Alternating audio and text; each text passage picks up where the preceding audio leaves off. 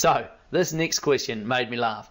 If the odor makes significant contact with the air moving rotating device, now if you didn't get that, is if the shit hits the fan, how do I identify key sessions in my training week, those which are most important to achieve? So what happens when the shit hits the fan, things fall to pieces at work, things fall to pieces at home with the kids are sick, whatever it might be? How do you prioritize the training sessions that you've got to do? Which is a great question, and it's almost another lesson from life. What do you do when things start to fall to pieces on you? What I would suggest is, depending on your training phase, if you're in your base training phase, then the key sessions are going to be your long endurance sessions. So I would prioritize those. Depending on your training program, you're probably not going to be doing much intensity work during those times anyway. But if it's a case of not being able to get out for the required time because of time constraints, then scale things back and potentially look at pushing a bit harder. So less duration, push a little bit harder to make up for that lack of time. That's only if you can't get out for the required time. Then when it comes to your competition phase or your speed phase, when you're starting to build on that anaerobic threshold, the key sessions around this time are those higher intensity sessions. So if you have your sessions planned out and you can only do some of them because of the odor making significant contact with the air moving rotating device, then get out and focus on those high intensity sessions. Your interval sessions are key.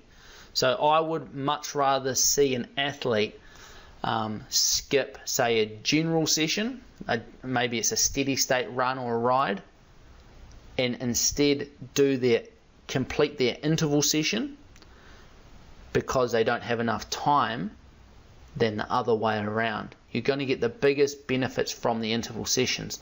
The steady state work is still in there for keeping that endurance volume topped up, but when push comes to shove, always try and complete those interval sessions over top of the steady state. The only caveat to that would be if the situation is such that you're extremely tired, you've been pushed extra hard at work, or you've been up all night, then if you are feeling under the pump completely, then a steady state session is going to help still get some training effect in there, but not push your already elevated stress hormones even higher. Or even just take a recovery day if needed. So I'll just recap on that because I rambled a little bit, I think. If it's your endurance, if it's your base endurance phase of your training, prioritize your endurance sessions. If you do not have the time to complete the required endurance sessions, you can just increase the intensity and decrease the duration. Or you could split the endurance session in two, do half of it in the morning and half of it in the afternoon if that helps free up time. During your speed phase, always prioritize your higher intensity speed interval sessions, whatever you want to term them as, because these are what's going to give you the biggest benefit during that training phase.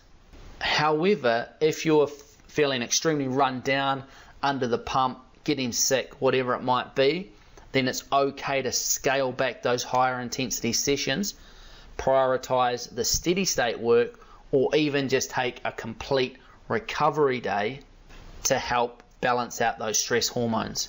So I hope that makes sense. When the shit hits the fan, that's what you need to do.